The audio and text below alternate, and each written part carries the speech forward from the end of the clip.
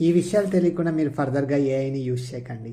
ఒకప్పుడు మనం ఏదైనా ఒక కంటెంట్ని మనం వర్డ్ డాక్యుమెంట్లో ప్రజెంట్ చేయాలి ఎవరికైనా అండర్స్టాండబుల్ వేలో అనుకున్నప్పుడు మనం చాలా చక్కగా హెడ్డింగ్ 1, హెడ్డింగ్ 2, హెడ్డింగ్ 3, బోల్డ్లోను, italic format, underline, strike throughs ఇట్లా ఈ ఎలిమెంట్స్ని యూజ్ చేస్తూ మనం చాలా చక్కగా ప్రజెంట్ చేసి ఉండేవాళ్ళం అండర్స్టాండబుల్ వేలో.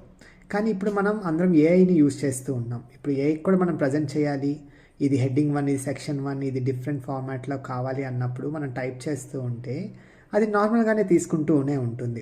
ఈవెన్ మనం బోల్డ్ చేయాలనుకున్న చార్ట్లో మనం బోల్డ్ చేయలేకపోతూ ఉంటాం.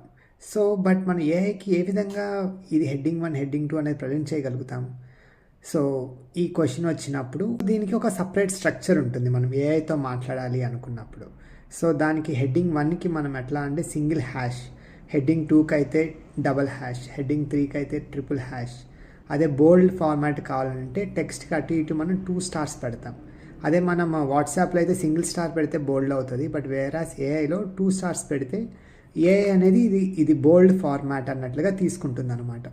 సో ఈ విధంగా హెడ్డింగ్స్కి, బోల్డ్స్కి, line break, italic format, bullet points, strike through, underline elements ఇట్లా ప్రతిదానికి ఒక్కొక్క స్ట్రక్చర్ ఉంటుందన్నమాట మనం ఏఐతో మాట్లాడాలి అనుకున్నప్పుడు.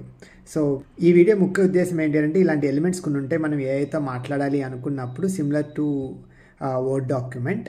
సో అందుకని నేను ఇక్కడ అన్ని ఎక్స్ప్లెయిన్ చేయట్లేదు. ఫుల్ డాక్యుమెంట్ మీకు కావాలి అని అంటే కామెంట్స్లో ఏఐ అని మెసేజ్ చేయండి. డైరెక్ట్గా మీకు ఆటోమేటిక్ మెసేజ్ మీకు జనరేట్ అవుతుంది మీ డిఎంకి. సో నెక్స్ట్ టైం ఏఐకి ప్రజెంటబుల్ వేలో మాట్లాడాలి అనుకున్నప్పుడు ఈ ఎలిమెంట్స్ని యూజ్ చేయండి.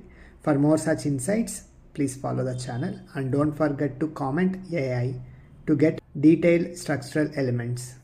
Thank you.